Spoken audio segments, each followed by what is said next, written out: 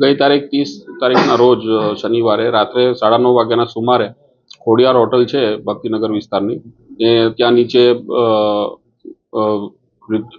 હાર્મિશભાઈ છે પટેલ ગજેરા, એ ચા પીવા ગયેલા એમના ભાઈ સાથે, અને ત્યાં ઉપર ફાઇનાન્સનો બિઝનેસ કરતા દેવેન્દ્રસિંહ છે સોલંકી, એમની સાથે ઝઘડો થયેલો, અને એ બાબતની રીસ રાખીને એમની સાથે ઝઘડો થયો, ચક્કુ લઈને એમની પાછળ દોડ્યા અને ચક્કુ છાતીમાં વાગવાથી એમનું મૃત્યુ થયેલું. આ બાબતે ખૂનનો ગુનો ભક્તિનગર પોલીસ સ્ટેશનમાં દાખલ કર્યો છે. હાલ તપાસ પીઆઈ ભક્તિનગર પીઆઈ સરવૈયા સાહેબ કરી રહ્યા છે, અને ઉપરોક્ત ગુનાના આરોપીને તુરંત પકડી લેવામાં આવ્યો છે ગઈકાલે રાત્રે, અને હાલ પોલીસ કસ્ટડીમાં છે. આ આરોપીને ભક્તિનગર વિસ્તારમાંથી ઝડપી લેવામાં આવ્યો છે, અને તેમના વિરુદ્ધ 12 જેટલા ગુના છે, પ્રોહિબિશન અને 307ના અલગ અલગ ગુના છે.